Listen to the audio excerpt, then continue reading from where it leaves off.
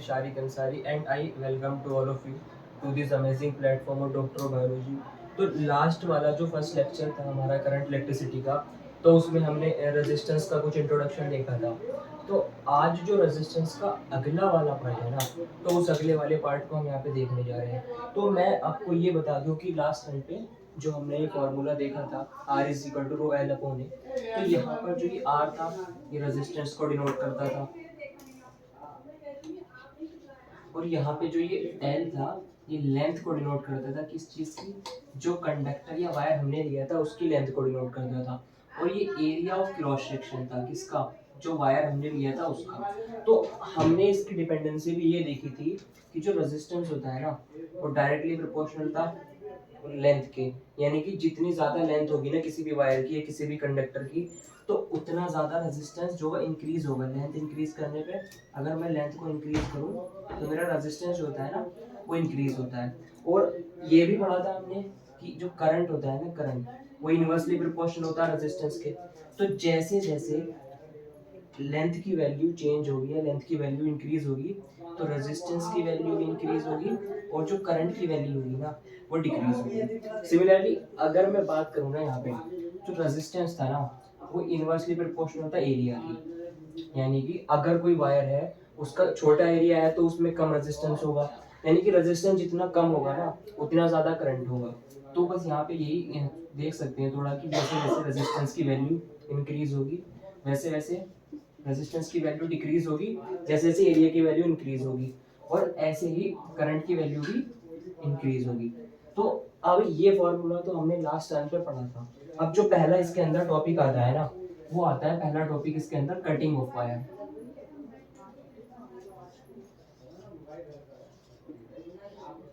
Cutting of wire, मान लो अगर मेरे पास ये L लेंथ का वायर है और इसका जो क्रॉस सेक्शन एरिया है A है और इसका रेजिस्टेंस है R है, तो अगर मैं इस वायर को दो टुकड़ों में या तीन टुकड़ों में अगर मैं डिवाइड करता हूँ ना, अब मान लो मैंने इसको दो टुकड़ों में मैंने इसको डिवाइड कर दिया, इसकी लेंथ L/2 हो गई और इसकी लेंथ भी L/2 हो गई। तो एक चीज याद रखने वाली बात ये होती है, जब भी हम वायर की कटिंग करते हैं ना, जब भी हम वायर की कटिंग करते हैं तो वायर की कटिंग होने पे जो एरिया होता है ना, एरिया जो होता है ना वो चेंज नहीं होता है कभी भी, एरिया चेंज नहीं होगा। और लेंथ तो ऑब्वियसली चेंज होगी क्योंकि वायर को हम लेंथ के अलोंग काट रहे हैं यहाँ पे, तो एरिया इसका चेंज होगा नहीं। तो अब हमने जब वायर को काटा तो एल चेंज करा, तो एल को चेंज करने के साथ साथ रेजिस्टेंस भी चेंज होगा। और हमको ये पता है कि रेजिस्टेंस जो होता है डायरेक्टली प्रोपोर्शनल किसके होता है? लेंथ के होता है।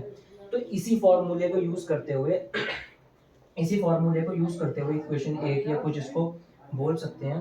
इसी फॉर्मूले को यूज करते हुए जो एक फॉर्मूला निकल कर आता है ना वो निकल कर आता है R1/R2 is equal to L1/L2। यानी कि अगर जैसे जैसे मैं लेंथ को चेंज करता जाऊंगा ना वैसे वैसे रेजिस्टेंस चेंज होता जाएगा। अगर लेंथ को दो हिस्सों में डिवाइड करूंगा तो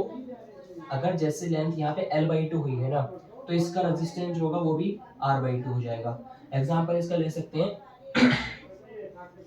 जैसे यहाँ पे L लेंथ का वायर था और रेजिस्टेंस इसका R था, तो मैं इसको R1 कंसीडर कर लेता हूँ। लेंथ इसकी जो थी मेरी वो लेंथ जो थी इसकी L ही थी। लेकिन अगर मैं इस वायर को दो हिस्सों में काटता हूँ, यानी कि ये L/2 हो गया और ये भी L/2 हो गया, तो इस वायर को मैंने दो हिस्सों में काटा, तो इन दोनों में अगर मुझे रिलेशन निकालना होगा ना तो मैं इस फॉर्मूले का यहाँ पर यूज करूंगा कि R1/R2 अगर मेरे को निकालना है यहाँ पे तो वो होगा L1/L2। अब R1 तो यहाँ पे R लिया हुआ था ये वाले वायर का, और इसका R जो ले सकता हूँ मैं R न्यू ले सकता हूँ, क्योंकि जब वायर को मैंने काटा है तो उसका रेजिस्टेंस भी चेंज हुआ होगा थोड़ा बहुत। तो यहाँ पे R तो हमने लिया था पहले ही, यहाँ पे आ जाएगा R new is equal to, इसकी लेंथ कितनी थी L और इस वायर की लेंथ L/2, तो L कैंसिल होगा यहाँ पे, तो जो R न्यू निकल कर आया ना आपका यहाँ पे वो R/2, यानी कि मैंने अगर लेंथ को आधा किया है ना, लेंथ को आधा करने पे रेजिस्टेंस भी आधा होगा, और लेंथ को L/4 करूंगा मैं, मतलब 1/4 करूंगा तो रेजिस्टेंस भी 1/4 हो जाएगा।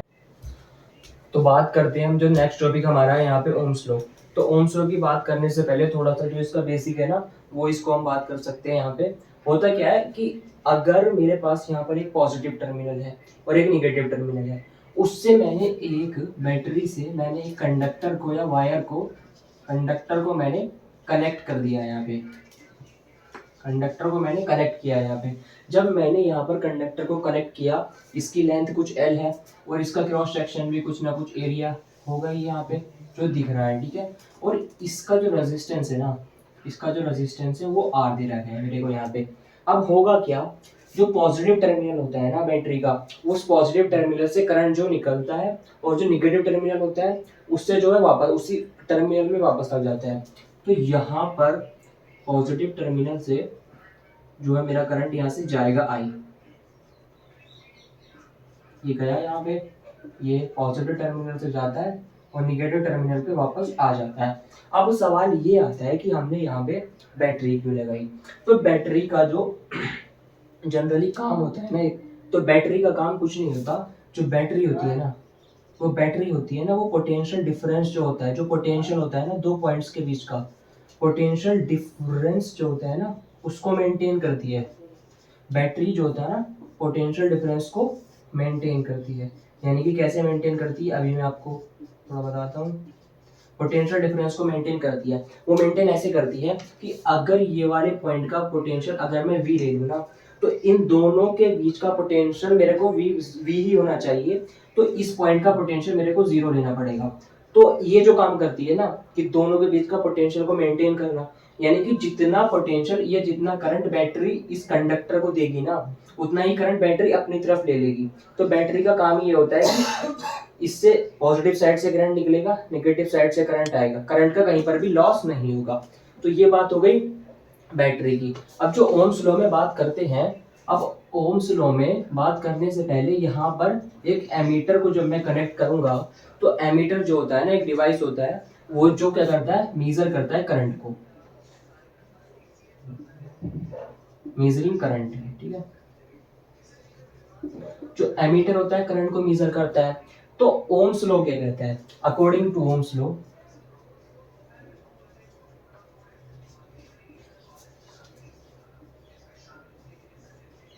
अकॉर्डिंग टू ओम्स लॉ जो ये करंट होता है ना, जो इसमें फ्लो कर रहा है, या वो वाला करंट जो एमीटर है वो मेजर कर रहा है, वो करंट जो होता है ना वो डायरेक्टली प्रोपोर्शनल होता है इस बैटरी का जो पोटेंशियल होगा ना, कि इस बैटरी ने जितना पोटेंशियल इस कंडक्टर को दिया है उस V के डायरेक्टली प्रोपोर्शनल होता है, ठीक है। यानी कि जो करंट होता है ना वो डायरेक्टली प्रोपोर्शनल होगा उस पोटेंशियल के या उस पोटेंशियल डिफरेंस के जो इन दो एंड A और B के बीच में प्रोड्यूस हुआ है। तो इसको मैं इक्वेशन नंबर अगर 1 बोलूं, तो यहाँ पर प्रोपोर्शनलिटी का साइन हटाने के लिए आएगा क्या, यहाँ पे एक प्रोपोर्शनलिटी का साइन हटाने के लिए एक कांस्टेंट लिया जाता है 1/r, और भी यहाँ पर सेम रहेगा। अब मैं इसको अगर अरेंज करता हूँ तो यहाँ से निकल कर आता है V = IR। ये जनरली क्या होता है, एक्सप्रेशन फॉर ओम्स लॉ।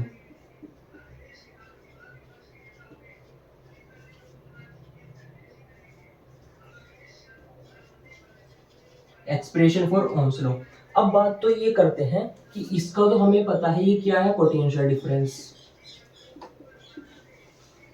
दो एंड के बीच का पोटेंशियल डिफरेंस है। और ये जो मेरे पास है ये मेरे पास करंट है यहाँ पे, ठीक है, ये करंट है। तो अब ये जो नया वाला जो क्वांटिटी यहाँ पे आई ना, ये जनरली एक कांस्टेंट है जो प्रोपोर्शनलिटी को हटाने पर मेरे को मिला है। तो अभी याद होगा इससे पहले वाला टॉपिक जो हमने आर के बारे में पढ़ा था ना, आर होता क्या है, रेजिस्टेंस होता है। तो ये जो कांस्टेंट है ना ये होता क्या है, ये होता है रेजिस्टेंस, ठीक है।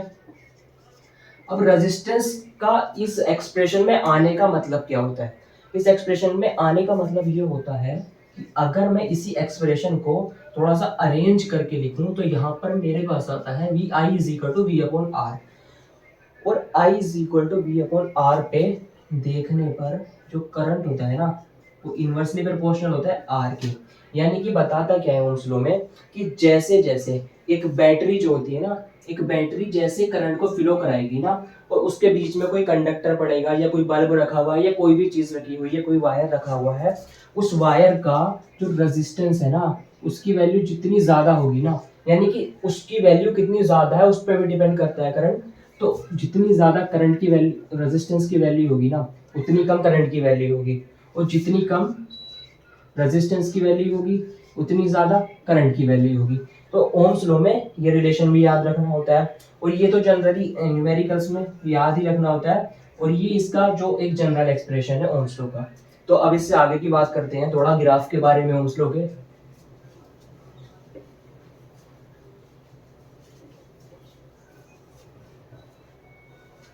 अब ओम्स लॉ के ग्राफ से आने से पहले दो टाइप की चीजें और होती है कंडक्टर्स में, ठीक है, और अकॉर्डिंग टू ओम्स लॉ एक जो होते हैं ओमिक कंडक्टर, ओमिक कंडक्टर। अब ओमिक कंडक्टर्स क्या होते हैं? जो ओमिक कंडक्टर वो कंडक्टर होते हैं जो जो फॉलो करते हैं ओम्स लॉ को, फॉलो करते हैं ओम्स लॉ को। अब ओम्स लॉ को फॉलो करने का क्या तरीका होता है? ओम्स लॉ को फॉलो करने का बस सीधा सा मतलब ये है कि यहाँ पर अगर मैं कांस्टेंट को देख रहा हूँ V is equal to I R में, तो जो मेरा पोटेंशियल है ना वो डायरेक्टली प्रोपोर्शनल आई के है। जब ये डायरेक्टली प्रोपोर्शनल आई के है तो अगर मैं इसका ग्राफ बनाऊंगा,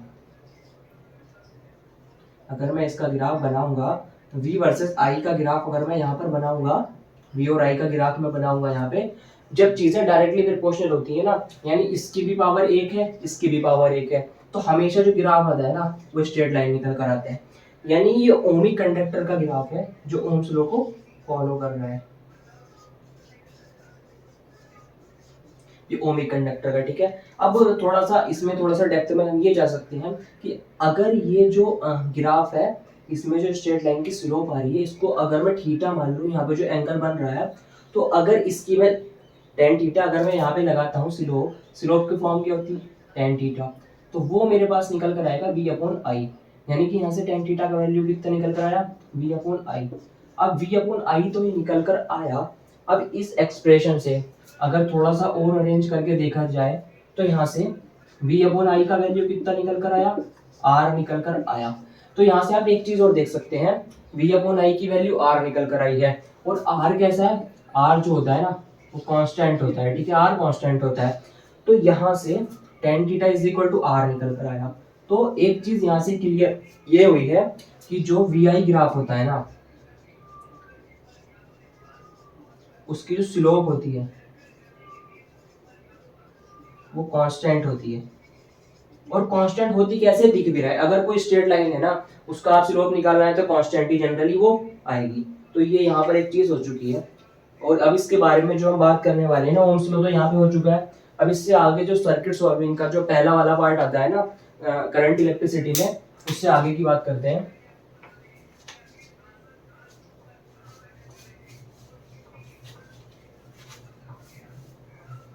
तो उसमें जो पहला पार्ट क्या आता है, या फिर जो सबसे बेसिक पार्ट है वो यही है combination of resistors, combination of resistor, ठीक है। तो कॉम्बिनेशन ऑफ रेजिस्टर में जो दो टाइप के यहाँ पे कॉम्बिनेशन होते हैं, दो टाइप के फैशन होते हैं, एक होता है सीरीज कॉम्बिनेशन, एक दूसरा होता है पैरेलल कॉम्बिनेशन, पैरेलल कॉम्बिनेशन एक होता है सीरीज कॉम्बिनेशन। तो सबसे पहले सीरीज कॉम्बिनेशन की बात करते हैं। तो अगर मैं यहाँ पर सीरीज कॉम्बिनेशन की बात करूँ, सीरीज में बात करूँ, तो होता ये है, मैं आपको कल ही जो पहला वाला जो पार्ट था वीडियो का उसी में ये बता चुका हूँ कि रेजिस्टेंस होता है ना उसको इस टाइप से एक सर्किट से डिनोट किया जाता है, जैसे ये R है, ठीक है। तो अब सीरीज कॉम्बिनेशन में जो होता है ना उसको पहचानने का तरीका क्या होता है, पहले मैं यहाँ पे आपको सर्किट बना के दिखाता हूँ कि पहले यहाँ पे मेरे पास एक रेजिस्टेंस है ये R1, दूसरा रेजिस्टेंस है मेरे पास R2, सिमिलरली तीसरा रेजिस्टेंस है मेरे पास R3, ठीक है। अब जो मेरे पास ये तीन रेजिस्टेंस है ना इनको मैं एक बैटरी से कनेक्ट करता हूँ, ठीक है, वही पॉजिटिव निगेटिव टर्मिनल्स हो गए उसके जो जिस इससे करंट निकल के जाएगा यहाँ से आई, और यहाँ पे करंट आई पहुंचेगा, ठीक है, और V यहाँ पे पोटेंशियल डिफरेंस है जो हमने यहाँ पे बैटरी लगा रखी है उसका, ठीक है। ये अब एक चीज मैं यहाँ पर ये देख सकता हूँ जो हमें पहचान करनी होती है ना कि कौन चीज रजिस्टर में है, कौन सा रजिस्टर सीरीज में है, या कौन सा रजिस्टर पैरेलल में है। तो उसकी जो सिंपलेस्ट पहचान होती है ना उसकी पहचान ये होती है, यहाँ पर उसकी पहचान क्या होती है कि अब यहाँ पर हमें ये दिख रहा है कि बैटरी से आई करंट निकल कर जा रहा है, तो इस करंट को जाने के लिए मुझे कितने रास्ते दिखाई दे रहे हैं, तो अगर हम सीरीज कॉम्बिनेशन में देखें तो ये जो कितने रास्ते दिखाई दे रहे हैं कि ये हमें जो है ना एक ही रास्ता दिखाई दे रहा है जो वापस निगेटिव टर्मिनल की तरफ आ रहा है। तो मैं क्या देखूंगा, ये जो R1 रेजिस्टेंस है इसमें भी करंट आई है, R2 रेजिस्टेंस है इसमें भी करंट आई है, और जो I3 करंट है ना रेजिस्टेंस है इसमें भी करंट आई है। तो यहाँ पे जो हुआ ना हुआ ये कि रेजिस्टेंस जो होते हैं सीरीज में लगे हुए वहां पे करंट क्या होगा, सेम होगा। तो पहला पॉइंट तो मैं यहाँ पे लिखता हूँ कि सीरीज कॉम्बिनेशन में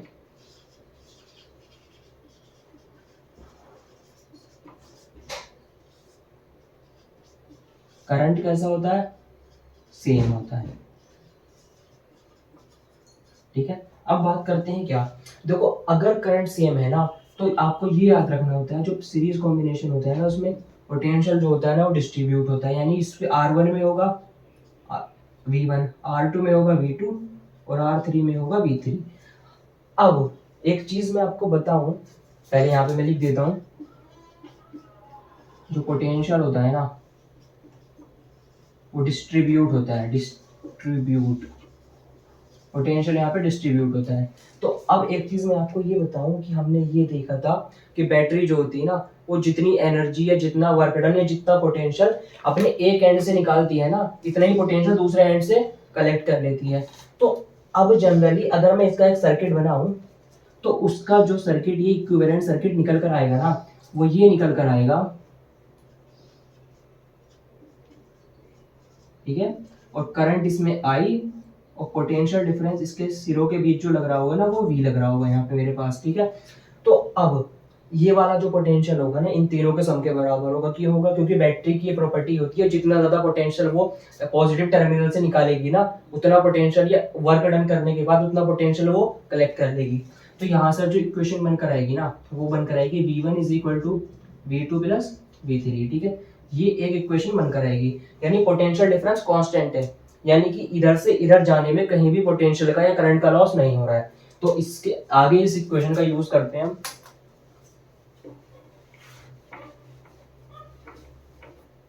तो इक्वेशन का यूज करने पर ये इक्वेशन निकल कर आई V1 plus V2 plus V3। तो ये जो इक्वेशन निकल कर आई तो अब मैं क्या करता हूँ, अब मैं करता हूँ कि according to Ohm's law,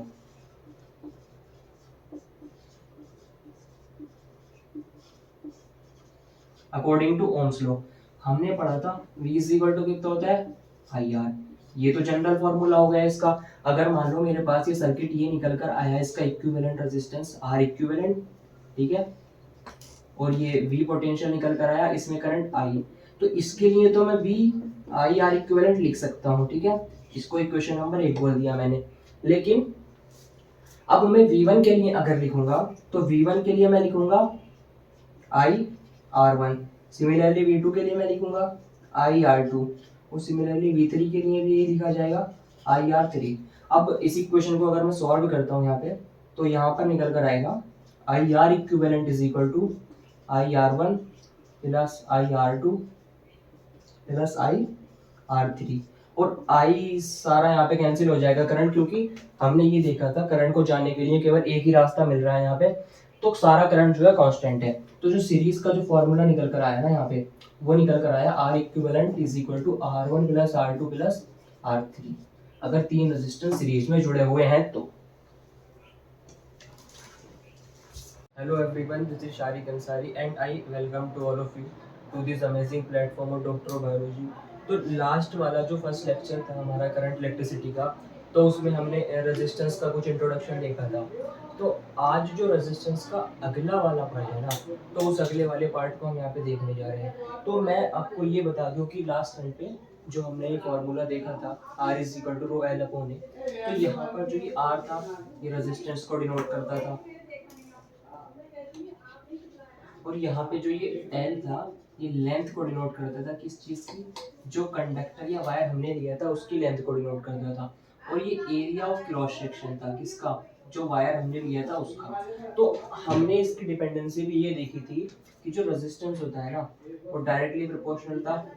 length के, यानी कि जितनी ज्यादा लेंथ होगी ना किसी भी वायर की या किसी भी कंडक्टर की तो उतना ज्यादा रेजिस्टेंस जो है इंक्रीज होगा। लेंथ इंक्रीज करने पे अगर मैं लेंथ को इंक्रीज करूँ तो मेरा रेजिस्टेंस जो होता है ना वो इंक्रीज होता है। और ये भी पढ़ा था हमने कि जो करंट होता है ना, करंट वो इनवर्सली प्रोपोर्शनल होता है रेजिस्टेंस के। तो जैसे जैसे लेंथ की वैल्यू चेंज होगी या लेंथ की वैल्यू इंक्रीज होगी तो रेजिस्टेंस की वैल्यू भी इंक्रीज होगी और जो करंट की वैल्यू होगी ना वो डिक्रीज होगी। सिमिलरली अगर मैं बात करूँ ना यहाँ पे जो रेजिस्टेंस था ना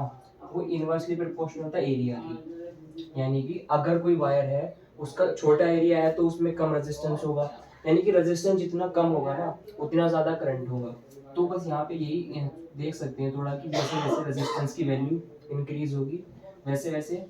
रेजिस्टेंस की वैल्यू डिक्रीज होगी, जैसे जैसे एरिया की वैल्यू इंक्रीज होगी, और ऐसे ही करंट की वैल्यू भी इंक्रीज होगी। तो अब ये फॉर्मूला तो हमने लास्ट टाइम पे पढ़ा था। अब जो पहला इसके अंदर टॉपिक आता है ना वो आता है, पहला टॉपिक इसके अंदर कटिंग ऑफ वायर।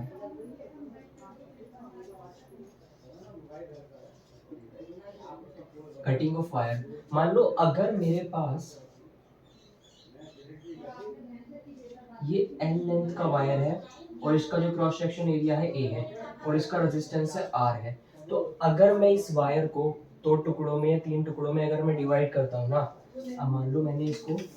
दो टुकड़ों में मैंने इसको डिवाइड कर दिया, इसकी लेंथ l/2 होगी और इसकी लेंथ भी l/2 हो गई। तो एक चीज याद रखने वाली बात ये होती है, जब भी हम वायर की कटिंग करते हैं ना, जब भी हम वायर की कटिंग करते हैं तो वायर की कटिंग होने पे जो एरिया होता है ना, एरिया जो होता है ना वो चेंज नहीं होता है कभी भी, एरिया चेंज नहीं होगा। और लेंथ तो ऑब्वियसली चेंज होगी क्योंकि वायर को हम लेंथ के अलोंग काट रहे हैं यहाँ पे, तो एरिया इसका चेंज होगा नहीं। तो अब हमने जब वायर को काटा तो एल चेंज करा, तो एल को चेंज करने के साथ साथ रेजिस्टेंस भी चेंज होगा। और हमको ये पता है कि रेजिस्टेंस जो होता है डायरेक्टली प्रोपोर्शनल किसके होता है, लेंथ के होता है। तो इसी फॉर्मूले को यूज करते हुए इक्वेशन एक या कुछ इसको बोल सकते हैं, इसी फॉर्मूले को यूज करते हुए जो एक फॉर्मूला निकल कर आता है ना वो निकल कर आता है R1/R2 is equal to L1/L2। यानी कि अगर जैसे जैसे मैं लेंथ को चेंज करता जाऊंगा ना वैसे वैसे रेजिस्टेंस चेंज होता जाएगा। अगर लेंथ को दो हिस्सों में डिवाइड करूंगा तो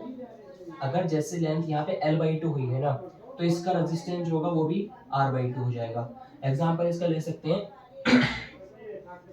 जैसे यहाँ पे L लेंथ का वायर था और रेजिस्टेंस इसका R था, तो मैं इसको R1 कंसीडर कर लेता हूँ। लेंथ इसकी जो थी मेरी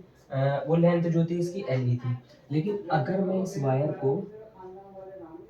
दो हिस्सों में काटता हूँ, यानी कि ये L/2 हो गया और ये भी L/2 हो गया,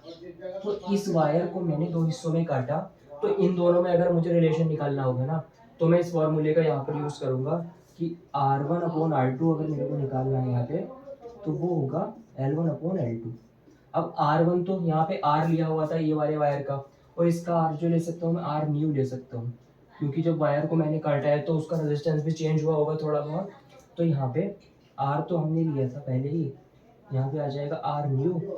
इज इक्वल टू, इसकी लेंथ कितनी थी L और इस वायर की लेंथ L/2,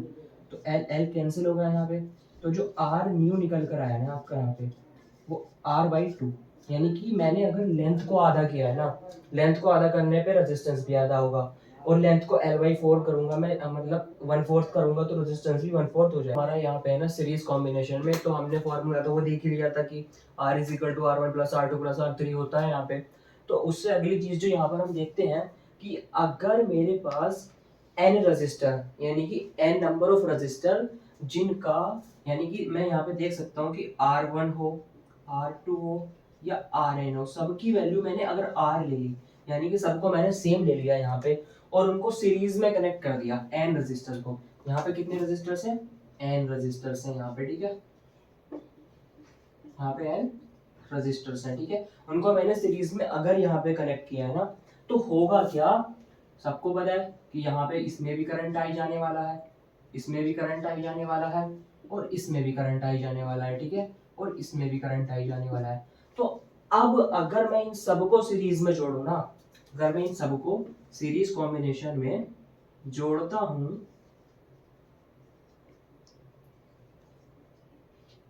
सीरीज कॉम्बिनेशन में अगर मैं इन सबको जोड़ता हूं ना अभी, तो इन सबको जोड़ने के बाद जो मेरे पास एक सिंगल फॉर्मूला होता है ना R equivalent is equal to वही होता है मेरे पास R plus R plus R, और अप टू कहाँ तक पहुंचेगा, आर एन एन आर तक, क्योंकि नंबर ऑफ रेजिस्टेंस, मान लो एक चीज देखो, अगर 1 आर होगा तो खाली आर आ जाएगा, 2 आर होगा तो 2 आर आ जाएगा, 3 आर होगा तो 3 आर आ जाएगा, और अगर मेरे पास नंबर ऑफ रेजिस्टेंस यहाँ पे n है ना, तो यहाँ पे आ जाएगा एन आर। ठीक है, तो अब मैं सबको अगर अप टू n तक यहाँ पे जोड़ू ना, इसको n को हटा देते हैं फिलहाल, यहाँ पे कहाँ तक जोड़ा है मैंने, अप टू n तक अगर मैंने जोड़ा है ना, तो जो आर इक्विवेलेंट निकल कर आएगा ना, मेरा जो नया सर्किट बनकर आएगा ना, ये नया सर्किट आर इक्विवेलेंट, ठीक है, इसमें कितने रेजिस्टेंस थे पहले,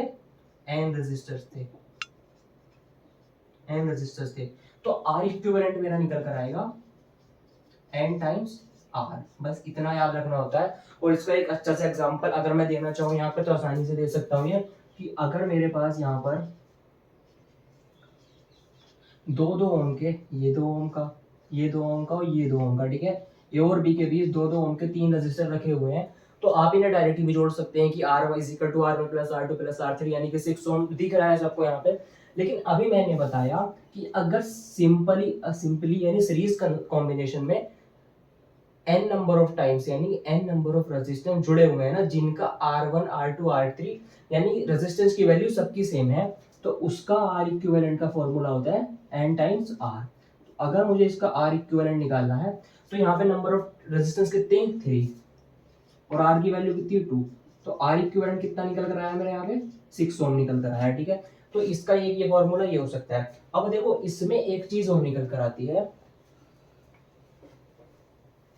ठीक है, इसमें एक चीज और निकल कर ये आती है कि अब मेरे से ये पूछा जाए कि एन अप टू एन तक तो मैंने एन रजिस्टर तक तो मैंने सबको रजिस्टर्स को कनेक्ट कर दिया, ठीक है, एन रजिस्टर्स तक कनेक्ट मैंने रजिस्टर्स को कर चुका हूं मैं।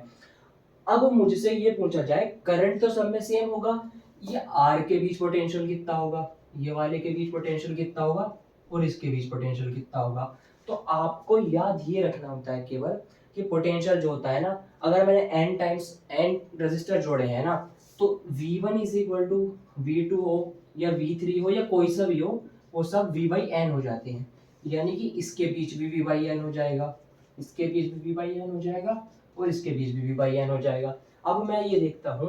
कि अगर मैंने इसे 3 वोल्ट की बैटरी से जोड़ दिया है वाले रेजिस्टर को, ठीक है, वाले सर्किट को, तो मैंने बताया तीनों रेजिस्टर सेम है, इसके बीच भी V/3 हो जाएगा, इसके बीच भी V/3 हो जाएगा, इसके बीच भी V/3, यानी कि V/3 यहाँ भी 1 वोल्ट हो जाएगा, इसमें भी 1 वोल्ट हो जाएगा, और इसमें भी 1 वोल्ट हो जाएगा। तो ये एक वोल्टेज डिवाइडर रूल लग जाता है यहाँ पे। अब एक इससे भी अच्छा एक प्रॉब्लम है, प्रॉब्लम क्या है, मतलब अगर वो क्वेश्चन या कोई कॉम्प्लिकेटेड क्वेश्चन आता है ना, तो उसको आप आसानी से सॉल्व कर सकते हो वो कॉम्प्लिकेटेड क्वेश्चन को, जिसको मैं बोलता हूं यहाँ पे वोल्टेज डिवाइडर रूल।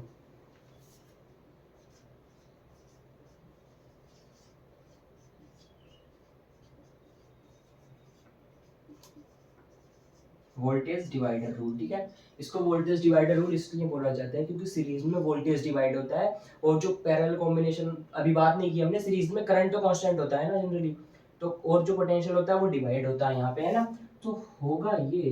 कि मेरे पास अगर, ठीक है, 2 रजिस्टर्स हैं, ठीक है, ये मेरे पास 2 R1 R2 मेरे पास रजिस्टर दे रखे हैं, ठीक है, तो होगा क्या यार, ये बन नहीं पा रहा है, सही से बनाना पड़ेगा इसे। अगर R1 R2 मेरे पास 2 रजिस्टर्स है, ठीक है, ये R1 है, ये R2 है, ठीक है, और मुझे करंट की वैल्यू नहीं दे रखी है, विदाउट करंट मुझे पोटेंशियल निकालना है, और मुझसे कहा ये गया है कि इसको V पोटेंशियल की बैटरी से जोड़ दिया गया है, ठीक है, अब V पोटेंशियल की बैटरी से जोड़ दिया गया है, ठीक है। अब अगर मेरे को पता है कि इनका मैं R नेट निकालूं,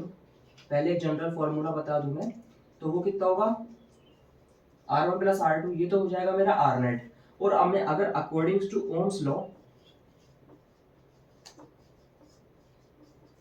अकॉर्डिंग टू ओम्स लॉ, अब मैं ओम्स लॉ लगाऊं तो I इज इक्वल टू कितना होता है, V अपॉन R, ठीक है, तो V तो V है, और वो कितना हो जाएगा R1 प्लस R2, ये मेरा कितना हो जाएगा, ये मेरा करंट हो जाएगा यहाँ पे, ठीक है। अब करंट देखोगे आप यहाँ पर, इसमें I आ रहा होगा, इसमें भी I आ रहा होगा, और इसमें भी I आ रहा होगा। करंट तो सेम होता है क्योंकि करंट डिस्ट्रीब्यूट होने वाला नहीं है। वो करंट इसलिए डिस्ट्रीब्यूट नहीं होता क्योंकि मैंने आपको पहले ही बताया था कि जितने ज्यादा करंट को जाने के लिए रास्ते मिलेंगे ना, करंट को जितने ज्यादा रास्ते मिलेंगे, एक रास्ता मिल रहा है, दो रास्ते मिल रहे हैं, तीन रास्ते मिल रहे हैं, दो रास्ते मिल रहे हैं तो I1 I2 में डिवाइड हो जाएगा, तीन रास्ते मिल रहे हैं तो I1 I2 I3 में डिवाइड हो जाएगा। तो उससे यही पता चलता है कि यहाँ पे अगर एक ही रास्ता है ना तो करंट को डिवाइड होने के लिए कोई रास्ता मिल ही नहीं रहा है। यहाँ पे सीधा सिंपली वो जिस जिस टर्मिनल से आया, मतलब पॉजिटिव टर्मिनल से आया, वो निगेटिव टर्मिनल पे पहुंच भी जाएगा वो। अब मुझे पता है कि वोल्टेज होता है डिस्ट्रीब्यूट, यहाँ पे आएगा V1, यहाँ पे आएगा V2, ठीक है। V1 की वैल्यू निकालनी है मुझे, V2 की वैल्यू निकालनी है मुझे, ठीक है। तो मैं करूंगा क्या, करूंगा ऐसे कि मुझे पता है V1 इज इक्वल टू कितना होगा, I/R1, बिल्कुल क्लियर, ठीक है। अब V1 is equal to R1 में ऐसे ही लिखता हूँ, और मैंने I की वैल्यू यहाँ पर कितने निकाली, V/R1 प्लस R2, तो वो मेरे पास निकल कर आया V/R1 प्लस R2। तो मेरी V1 की जो वैल्यू आएगी ना वो आएगी R1 plus R2 multiplied by V। ये तो निकल कर आएगी मेरी V1 की वैल्यू, ठीक है। और सिमिलरली अगर मैं V2 मेरे को निकालना है ना, ठीक है, तो V2 की वैल्यू निकल कर आएगी R2/R1 plus R2 into V। ये मेरी V2 की वैल्यू निकल कर आएगी। तो आप अब क्या करेंगे कि अगर करंट नहीं दे रखा ना तो इतना ज्यादा लंबा जाने की जरूरत नहीं है, केवल V1 V2 का ये फॉर्मूला लगाएंगे। क्या था, तो V1 तो आएगा R1 ऊपर नीचे दोनों का sum, R1 plus R2 multiplied by total voltage जो बैटरी का दे रखा है, ठीक है। और similarly V2 is equal to R2/R1 plus R2 multiplied by V जो दोनों का सम दे रखा है। तो जो हमने सीरीज कॉम्बिनेशन था ना इसका ये पूरा हो चुका है, और जो पैरेलल कॉम्बिनेशन वाला पार्ट होगा ना वो नेक्स्ट पार्ट में हम यहाँ पे देखेंगे। तो ये वाला लेक्चर बस यहीं तक था, इससे ज्यादा जो अगला वाला पार्ट होगा वो नेक्स्ट वीडियो में देखेंगे।